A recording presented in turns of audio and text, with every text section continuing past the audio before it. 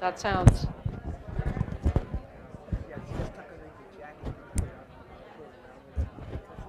Yeah, just suggest where. Because if I hook it the other way around, it's. Oh, you mean like put it up here? No, when this is going, it's going underneath your jacket. Yeah, but I want it to be on the outside of your jacket. So maybe should I put it on this side? No, I think I just got to turn this around. Turn it off.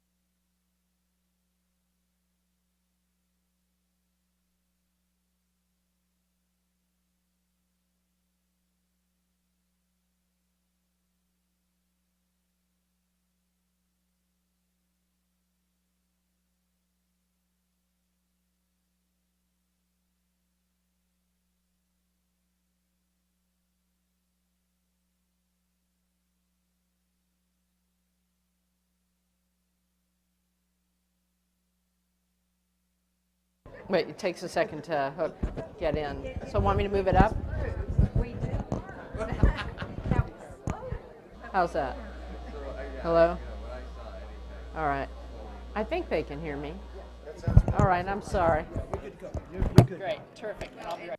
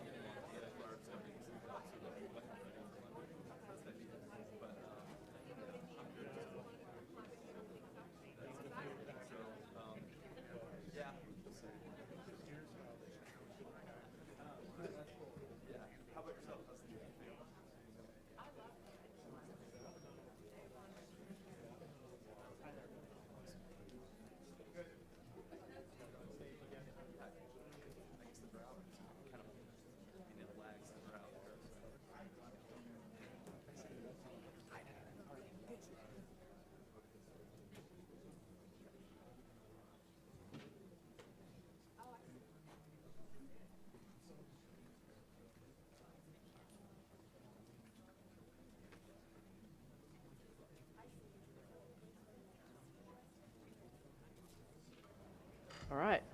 You want this? Oh, I refilled it. Yeah. Oh, okay. Thank you. I have everything. All right. Welcome back. Sorry, I was late.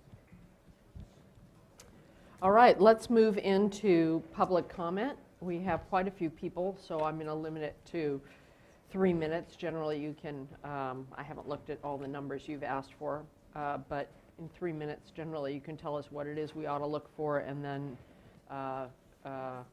hopefully we'll supplement with your written comments, also due later today. Our first speaker is Kirsten James from Heal the Bay. Oh, wait, before you can come on up, Kirsten, sorry.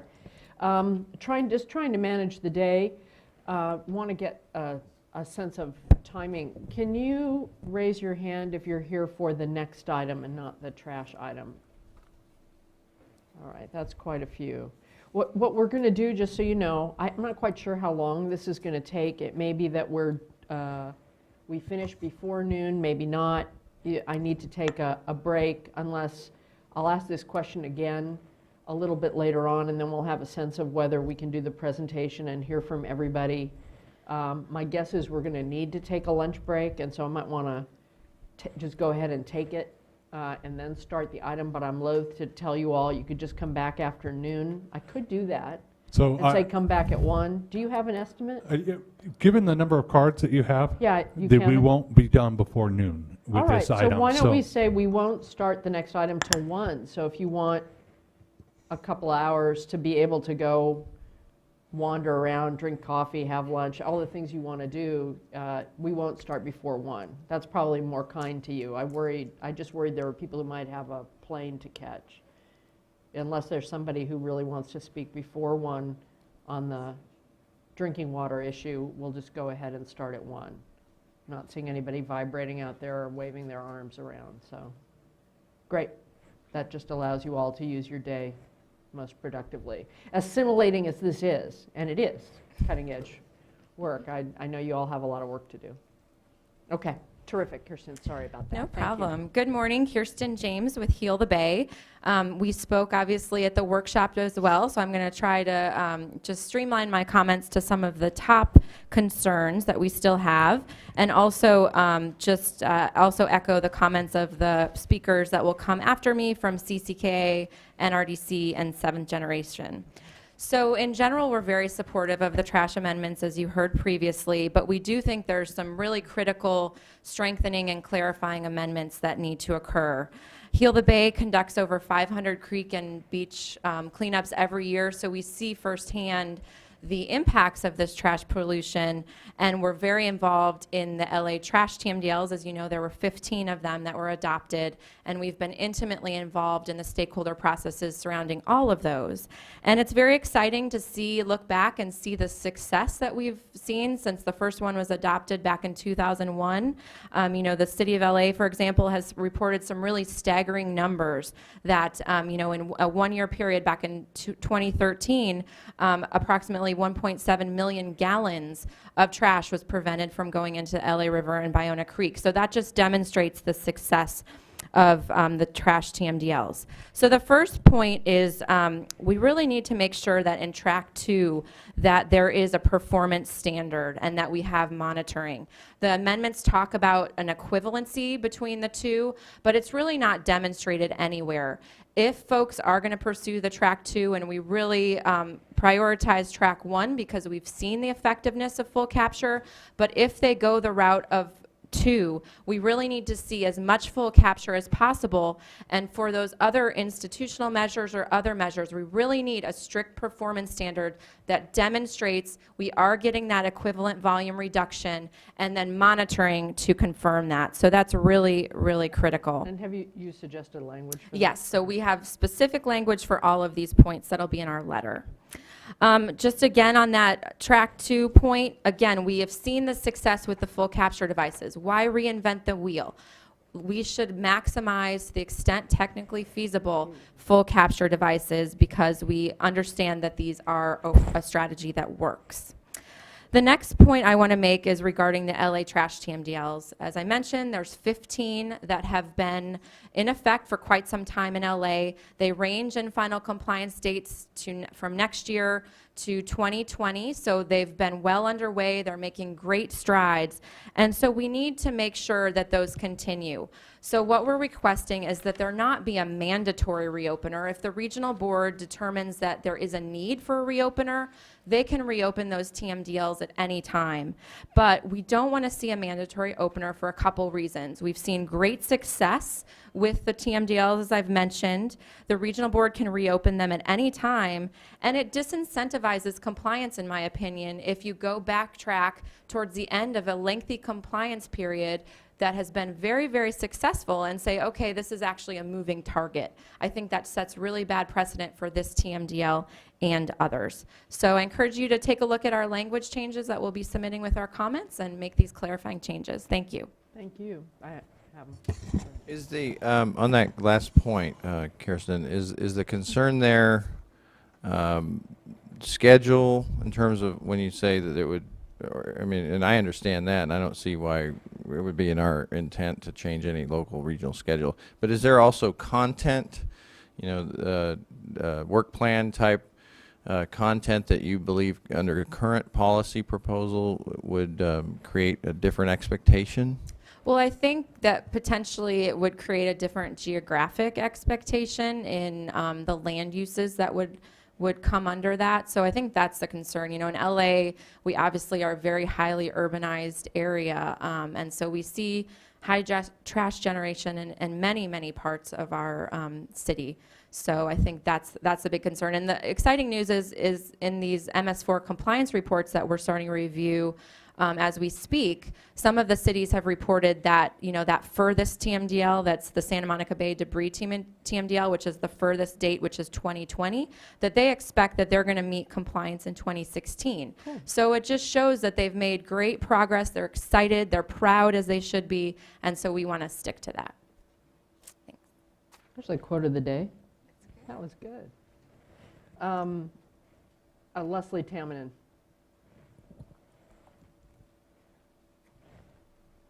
Good morning. I didn't see you. Good morning. Leslie Tamminen with Seventh Generation Advisors. We support Track 2's call for source reduction because source control reduction ordinances are effective. And we've provided information about that in comment and in testimony. Just as a recent example, in a personal communication yesterday with San Mateo County staff, they're reporting 160% increase in people bringing their own bags and 130% increase in people hand carrying items without bags. This information will shortly be available as part of their staff report and comments for their upcoming Board of Supervisors meeting. We also support source control incentive credits, but ask that you establish minimum standards to make sure they're effectively implemented. We would want to make sure that programs that qualify for that incentive credit focus on actual reduction and not recycling, for example, of items that are not in fact recyclable, like foam or plastic bags.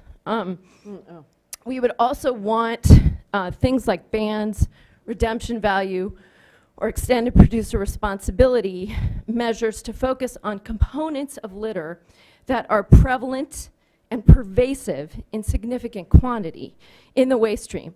For example, the top items as found in baseline monitoring under this policy. Other surveys could be useful as well, but only if the State Water Board and/or Regional Board have an opportunity to assess the surveys for appropriate quality assurance and quality control. We would also like to suggest that the time extension, Track 1's excellent and definitive structural BMP approach, the time incentive was supposed to be an overlay to that, a supplement to that. But right now there's a time extension for both Track 1 and Track 2. We don't believe Track 2 should get extra time for something that in the nature of Track 2 it's already required to do. Lastly, we would recommend that the policy make sure that source reduction data effectiveness is publicly available in annual stormwater reports, and we recommend that such data include economic information about costs saved as well as litter reduced. And that's a very important point for public transparency and also for a data set to show the continued effectiveness of these kinds of source reduction ordinances. Thank you. Thank you. So what you're saying is you're open to it, but make sure it's like trust but verify. Just make sure we build it out so that there are performance metrics and we actually know what we're doing and that we're going to get something for it, as opposed to a Right. faux source control or a too simple Right, or source control. you're going to get a suite of trash cans and it's not going to actually Oh, well, I see. accomplish Okay. anything. Or you're going to get recycling for an item that isn't recycled or things like that. And again, there are sort of a backstop for track 2 is that if you have, as we're asking, performance standards and monitoring criteria, you're ultimately going to know, that's the truth sayer of whether or not source control is working. But for track 1, which is very clear, definitive, and for many of us in the environmental community, sort of a preferred alternative, there aren't equivalent ways to really know if the source reduction component is working. Also, for both track 1 and track 2, as you currently have it written, there's no way to know for that interim time to give a time extension whether it's working. So on all counts, it's important to have adequate standards, performance measures for appropriate source control, and it's important to make that data publicly available with economic information. Yeah, and on this point, and that stimulated some thinking here too, that were you asking, or in your written comments, proposing that there be some kind of baseline component so that you can compare the effectiveness of the source control, Yes. however creative and wherever we go with That's it? actually a very big component of our comments, but I believe we have California Coastkeeper that's going to speak to that specifically, but that is definitely a very prominent part of our component. Yeah, so that's our the, letter. that's the idea then. So you undergo whatever ordinance or whatever local initiative, city level, county level, whatever, that there's hand in hand with that effort, there's also an effort to establish existing conditions and then evaluate the effectiveness quantitatively of the source control that's proposed. Right. Now, just so I'm clear, baseline monitoring is a related but slightly different request than standards for the types of source reduction. They are integrally related, and I think that they need to be both in the policy. We would agree that they need to both be there. But in addition to having baseline monitoring, I think you also need, or we would ask you to set some minimum standards for what constitutes adequate source reduction, so that when you look Fair. at the baseline monitoring with things that are really going to work, you can start to see an improvement. So there's really a package approach. Yeah. It's not just ordinance and then I hope it works. Right. And I just want to make sure I'm clear about incentivizing source control with time extensions. Did you say in track 1 you didn't see a need for? No, actually the opposite. Right track now, 2. the time extension applies to both track 1 Right. and track 2. And we are asking that it be relegated only to track 1 because track 2, by its nature, they are required to do source reduction. So to give them, as a matter of equity, extra time for something that they are required to do, when track 1 is making the investment in, full capture, which is easier compliance route, a little bit harder push maybe initially, but definitely very effective. As a matter of equity, we don't feel it's appropriate to give a time extension for both tracks. We like to incentivize track 1. Would you So, consider not giving a time extension period in either? I don't want to speak for Okay. the rest of the Well, environmental I'd be community. We can interested get in back to hearing you. that from the, I know that some of the industry folks have suggested no time extension. And so I'd be curious to hear I'd what like others to have. represent a consensus opinion on that one point. So maybe the following speaker, if you could give them another 10 seconds, could answer that. Great, thank you. Right. And, I apologize, but sometimes I feel like when we talk about source control, we're talking about several different things. Okay. And, you know, and it might be helpful even to have a bullet list, you know, what is source control? What are the categories that we're all using so our lexicon is consistent?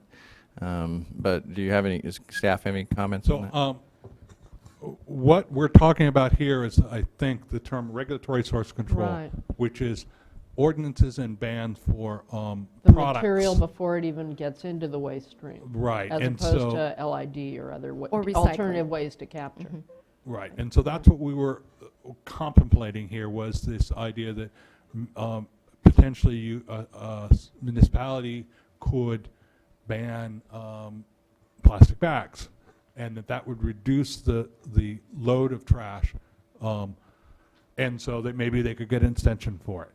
Right. And so that's what, when we were talking about source control here, we were talking about regulatory source control. I think Leslie makes a good point that we should keep track of, is that it's also included as an option It's in a piece of track 2. It's not a requirement, but it's an It's option. a tool in track 2. And so there is some inconsistency there that we'll have to think about when we Yeah. listen to all the comments.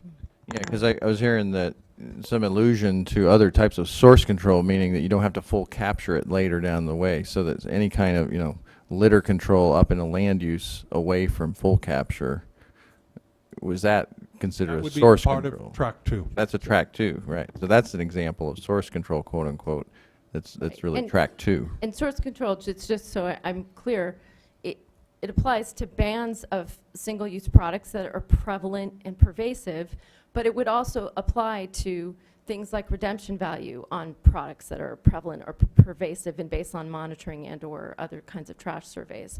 It could also potentially be an extended producer responsibility scheme for a You're product. saying it as l- should be? I Or love that- personally extended producer responsibility, but it's one of a suite of options that I think the board staff intended to allow, you know, permittees to take advantage of. I don't think that bans are the only kinds of source Okay.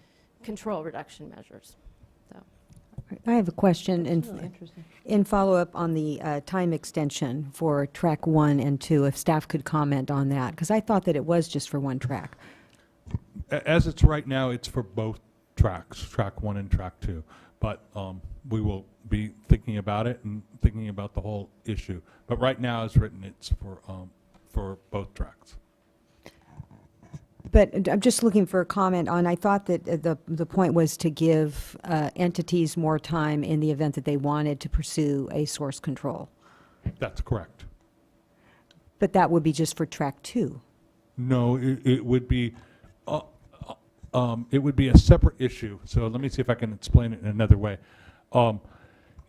Irregardless, the way it's written right now, irregardless of which track they took, they could, if they proposed a regulatory source control that was approved by the regions, they could get an extra year in meeting their compliance. It's not divided.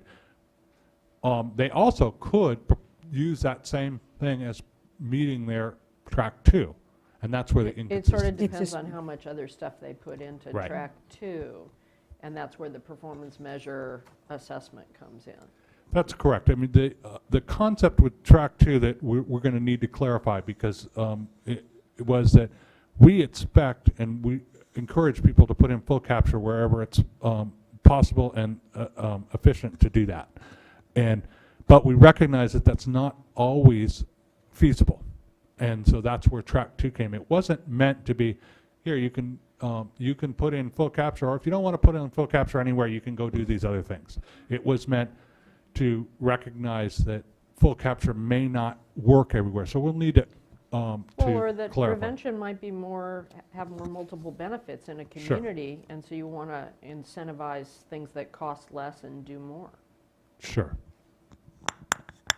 But the measurements are important. I mean, we're trying to figure out how to have scarce local dollars get more bang for the buck in terms of solving local issues. Of course. Yeah, so. Thank you. Okay, Paul Cingarella from Dart Container. Where are you? There you are.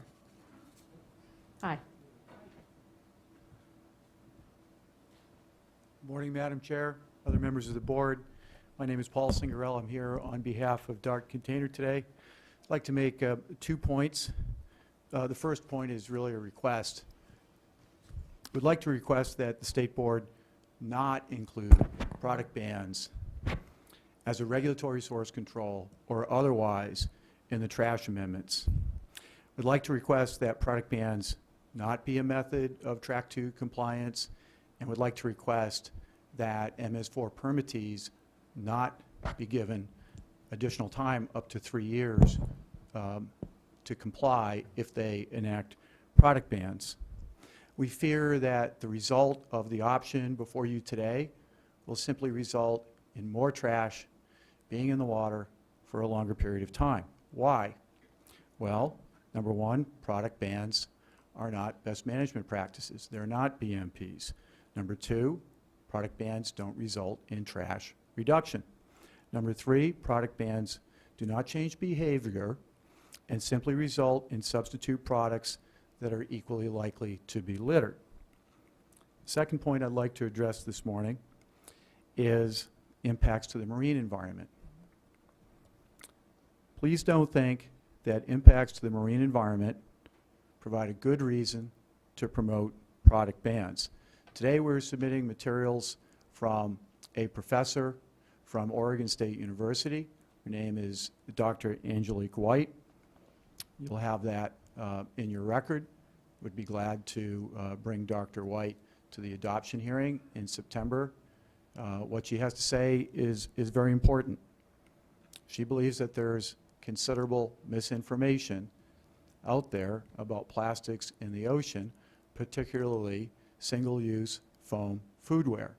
With regard to single-use foam foodware, her basic conclusion is as follows, quote, "There is little to no existing data for deleterious impacts of this specific product on marine organisms."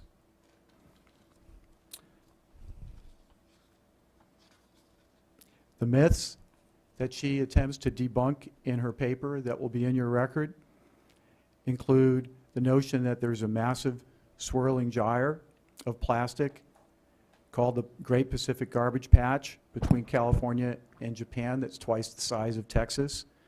The myth that there are islands of plastic in the ocean. The myth that plastic debris is growing in size with each passing year. And the myth that foam is a major contributor to plastic debris in the open ocean. So with that, I'll reiterate our offer to have Dr. White come and visit with you in September, and I appreciate the time this morning.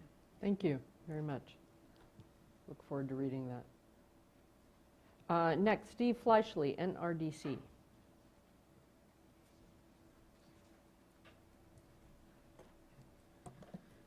Good morning, Chair Marcus, members of the board. My name is Steve Fleischle. I'm the Water Program Director at the Natural Resources Defense Council.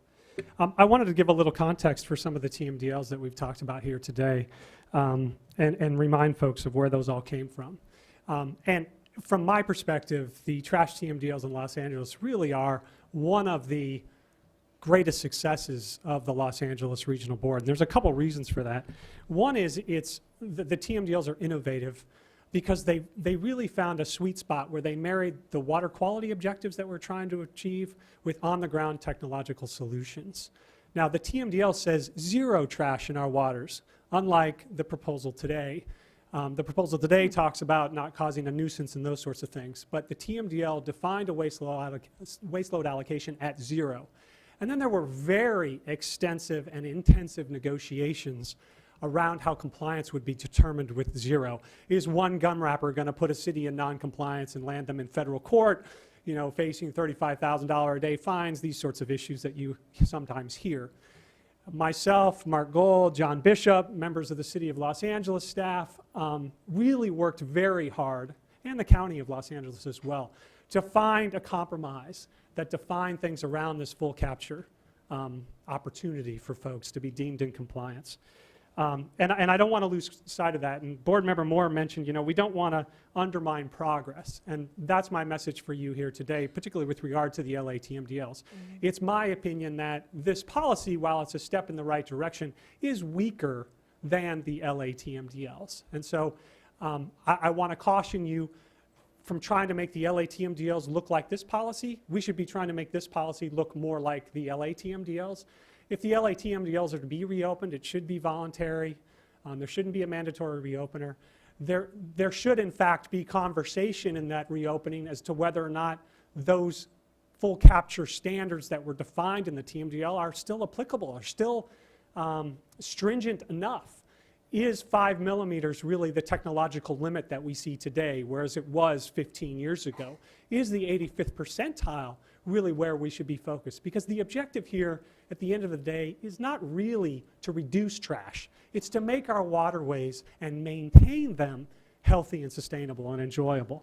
And so I would ask that you not reopen the LATMDLs, grandfather them all. Let us learn from the lessons there. As Kirsten James mentioned, significant progress. 1.2 million pounds last year of trash removed from the LA River, 400,000 pounds removed from Ballona Creek. That's real progress, and it's something the regional board can be really proud of.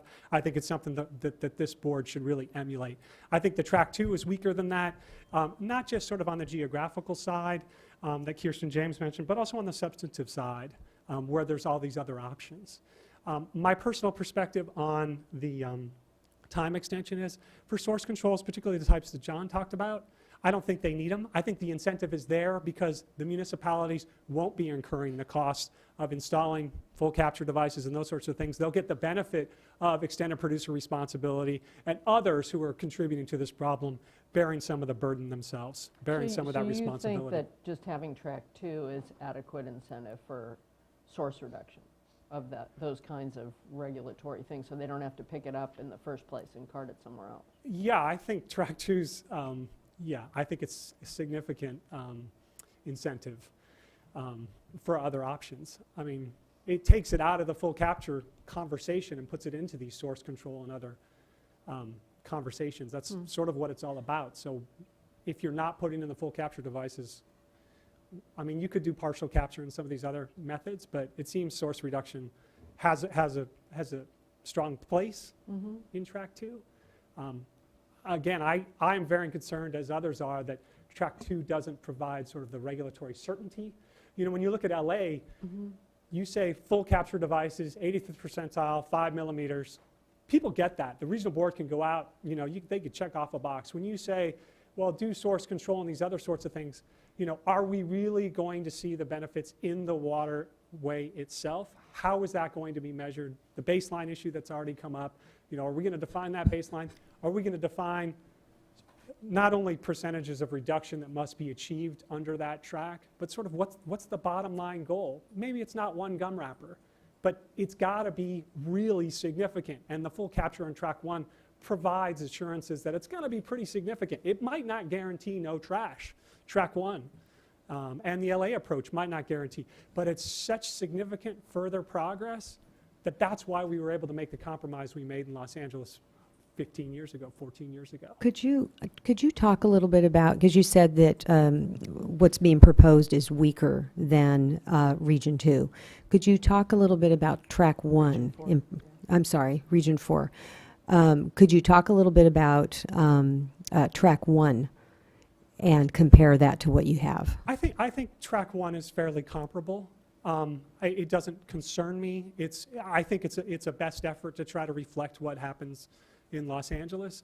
It's when you add in track 2 and sort of the lack of transparency and accountability that makes me very anxious. But if you beefed it up the way... You beefed up track 2. If you beefed up track 2, I'm sorry, I'm just an old waste reduction and recycling girl having to cart garbage away in LA too, and that so source in the hierarchy of things, source reduction, then recycling, then capture, and taking to a landfill in that instance. So I'm just trying to wrap my head around the resistance to a more holistic approach. I totally get the need for it to be clear and have the math work, and so it's you know, trust but verify. I get that argument, and we'll look at that closely. But I'm hearing an allergy to it that I'm just having trouble understanding. Well, it is the trust but verify allergy that you're talking about. I mean, it is, in concept, I think most of us would agree that source reduction is a better approach. Let's prevent it from even getting into the MS4 in the first place. Let's prevent it from landing on the street in the first place.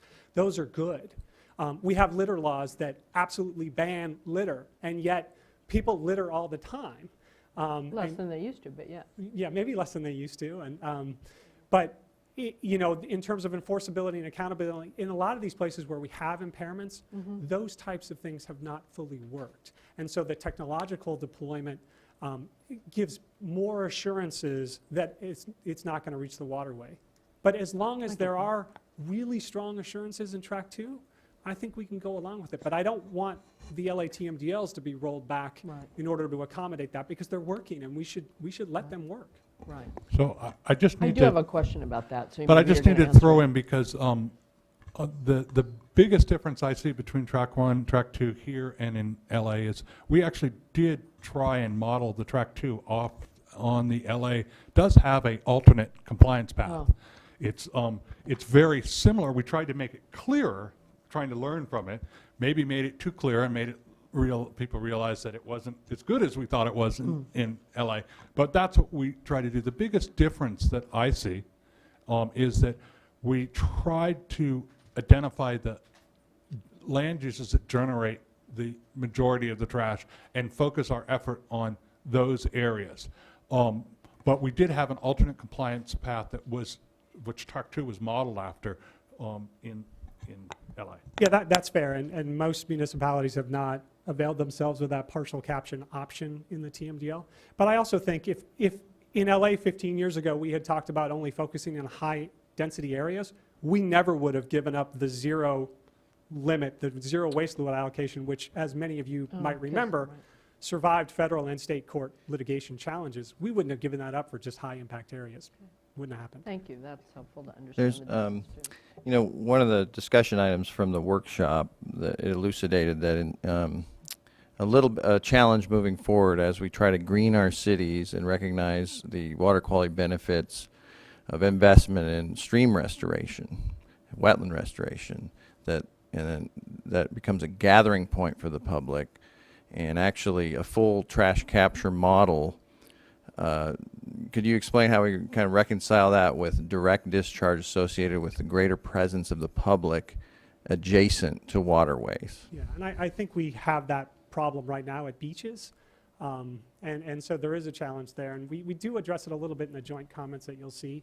You know, there are things that can be done.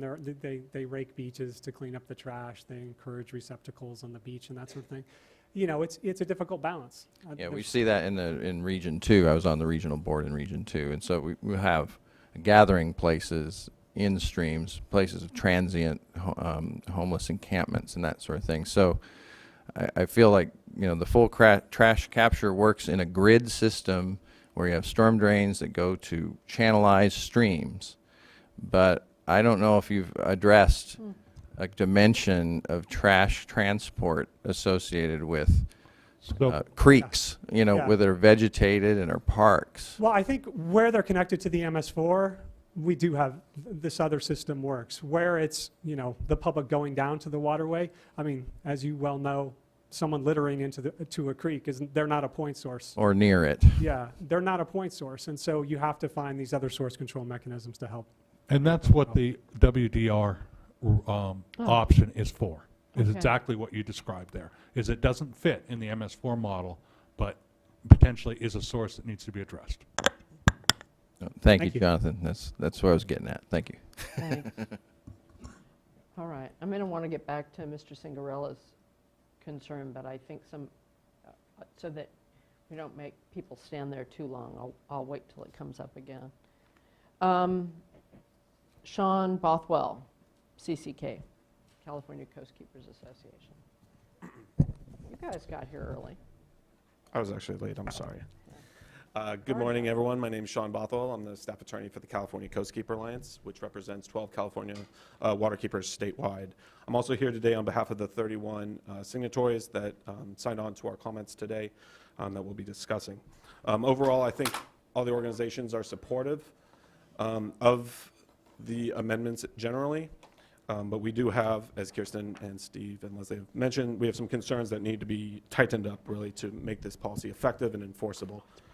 I want to start, and what was just handed out is the language changes that both Kirsten, Steve, Leslie have been talking about, so you can look at those there. I wanted to start with the water quality objective. I harped on this a lot at the last workshop, but I think it's important. It drives the entire policy, so it really needs to be precise and accurate. As Steve said, in LA, they did adopt a zero water quality, a waste load allocation, which was important. And we still believe that is the appropriate standard that we should be trying to meet. But I realize that staff's intent is to have a no discharge of trash intent with the water quality objective. Currently, the water quality objective has language to the extent of trash shall not accumulate in the waterways. And I have a lot of concerns with the term accumulate. If you look it up, it's a very vague term, how much needs to accumulate before it becomes a problem. There's a temporal aspect of like how long of it accumulation. And instead, we would offer, as we do in the handout, that we use the words either shall not contain or shall not be present. The SED actually goes through all the basin plans. Almost every one of them uses the word shall not contain when they're talking about trash and particles. They don't use the word accumulate. It's not there once.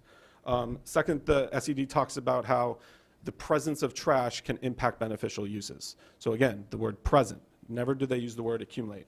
That we have a lot of concern with that word, and it's a quick change, but we think it's a really important one. Next, I wanted to address the pre-production plastics prohibition. So there's two prohibitions the way I see it when you read the policy. There's a general trash prohibition, which then you can address through the two tracks. But then there's a sub pre-production plastics prohibition, and that needs to be absolute. Further in the policy, it gives the discretion to the executive officer to exempt permittees, industrial and construction, from what I see as the general trash prohibition. But I'm hoping, and I believe the intent of staff is to not allow the exemption of the pre-production plastics. And this is important because track 1 and really track 2, how are they going to address pre-production plastics? Full capture devices obviously don't capture pre-production plastics, only things bigger than 5 millimeters. It's not an effective strategy. So I'm hoping that's the intent, but what we're asking for is explicit language that pre-production pellet prohibition is outright. Interim milestones. That's an outright prohibition on being in the waste stream. It means you've got to manage your pre-production plastics. That's right. And the industrial completely. And the industrial stormwater permit already has the BMPs, the program in Right. there. We just want this prohibition to stay in place.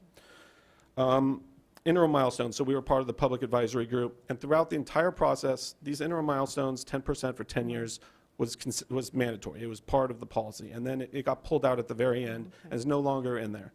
And if you look at LA and LA's success, that was part of it, the 10% by 10 years. And we really think that needs to stay in there and that it needs to be mandatory. Also, I was going through the SED, and I actually saw even more troubling language where it seems to suggest that milestones altogether cannot be in there. The SED has language in there, and our comments highlight that, so I would ask you to look at that and address that. Non-point sources. So Member Moore brought this up, and we brought this up at the last workshop, that this policy really addresses MS4s. It doesn't look at things like beaches, homeless encampments, parks, that sort of thing. As Jonathan Bishop said, that it can be dealt with through WDRs, but it's fully discretional up to the regional board. And we have concerns that just resource intensive, how are they going to identify where the hotspots are? How are they going to address them? And so in our comments, we really looked at Region 2 approach and think that's a good approach to model it after. Region 2's approach asks the permittees to go out, look for trash hotspots, and they set a minimum amount of hotspots to be addressed annually. And we think just on a permit cycle that this should be done, go out, find where the homeless encampments are, find the high priority beaches that need to be addressed, and then allow the regional board to address them through the WDRs. But there needs to be some minimum amount that they're addressing, or else the regional boards aren't going to address any of them. Finally, I just want to address this real fast. We didn't bring it up at the last workshop, but the idea of the land use coverage. So I want to start by saying the high density definition of the 10 units per acre, we agree with. We think it's a good standard.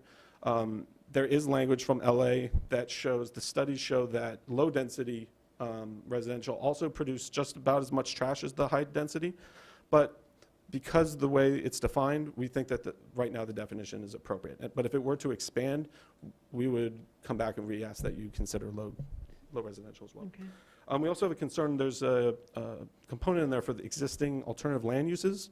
So in the policy, permittee can try to explain that we don't want to do it in the high-density areas, we want to do it somewhere else and show that it's equivalent trash. We're just concerned that that really opens up the door to, you know, too much discretion.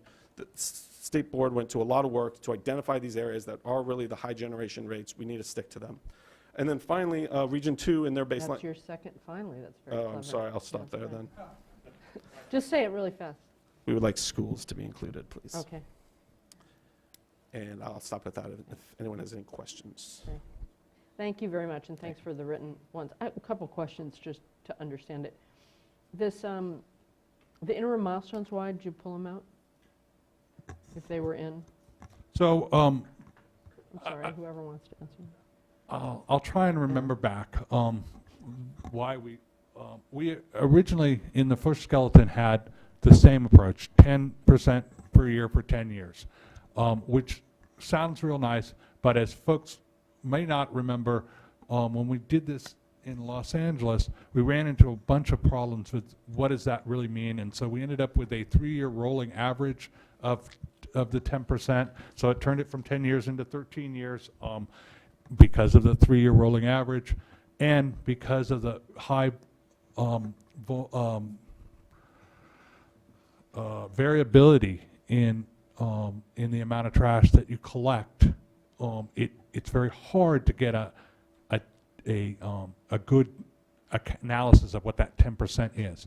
So we decided that permittees could put in whatever milestones they thought were more appropriate into their permits to reach the end point, but that we wouldn't mandate a single 10%. But does it mandate that there be milestones so you don't end up with a balloon payment on trash where people can blow it off? I mean, it's sort of an interesting question. I mean, I can see people staggering the way they do it to match the ability of their agency to invest in the infrastructure that's necessary, whatever that is.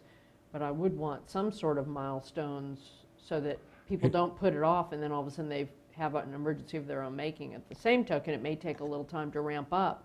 So there is get equipment bought and all that sort of thing. There is a requirement that there be milestones, and it uses, for example, the 10%. I forgot there's one other issue that you might hear about later, is that they didn't use a 10% per year in Region 2. They used it's similar to that, but it's like 40% in 5 years or something like that. And so it's not a 10% per year, but it's a different set of milestones. So we tried to leave it to the permitting authority to set whatever milestones they thought were appropriate. So this leaves it to the, it leaves it to the regional boards then to come up with a milestone? Yes. But no guidance as to whether there needs to have interim milestones? It says that they need to have interim milestones. It just doesn't. We might want to define it a little more. Well, we we'll can talk either about tell something to them think about. what they are, or we can leave it to them. We can talk about it. Or we can say, we can give them guidance on the fact that interim doesn't mean 8 years. Okay. That kind of thing. All right. I'll just accumulate my questions. Thanks very much. Next, Sean Newton, Stormwater Program Manager, City of San Jose, Environmental Services Department. Sharon Newton, sorry.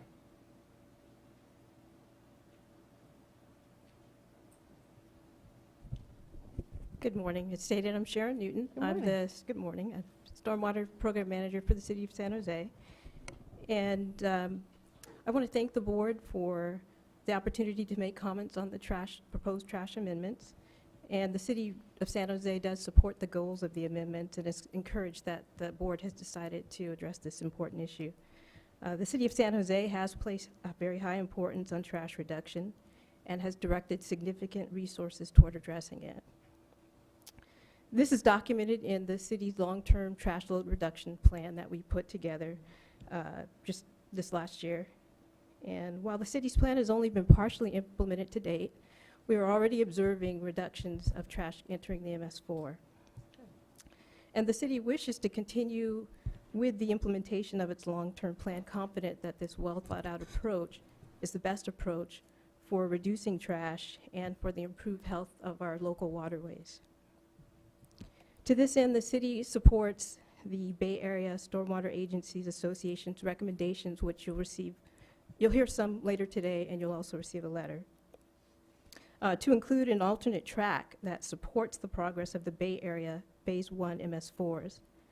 San Jose has already spent considerable time and resources identifying, mapping, assessing, and programming high trash generating areas.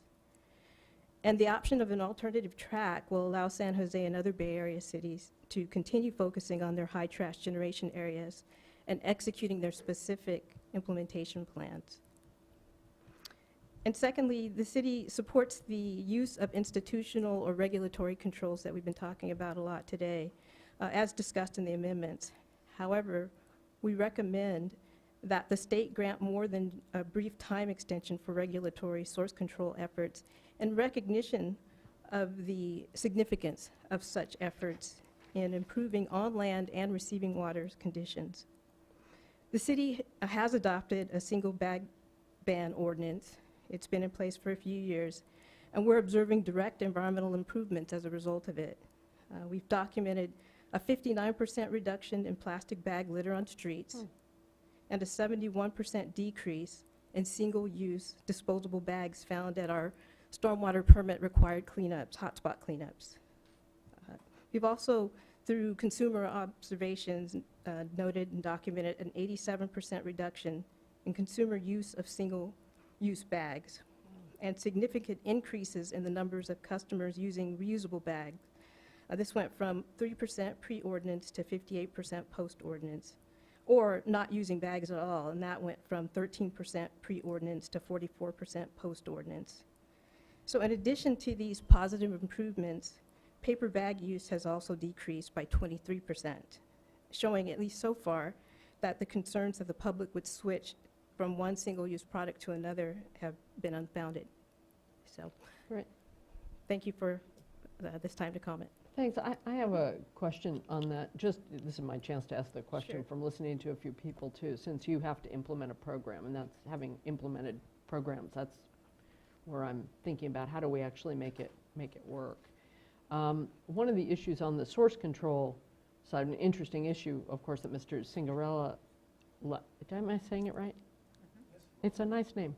I may just keep saying it all day. I hope you don't mind, really. But yeah, that's right. That's fair. Was that you just might have a substitute, and you have raised the issue that obviously paper bag has a different impact than a plastic bag. It's sort of the perfect comparison. But on other products, that may or may not be so. You might end up with people substituting one product for another product. Have you thought about other products and how we would come up with the kind of performance standard that Ms. Tamminen talked about, to say, making sure that the source reduction really achieves source reduction, which is a place that Mr. Cingarella and Ms. Tamminen agree? I think, one of the other product bans that the city of San Jose has implemented is the EPS, or expanded polystyrene ban. Mm-hmm. And that's new for us, and so we're trying to take an approach similar to what we've taken for bags, and our assessments have included, at least at the beginning, we've looked at what was going into the storm drains and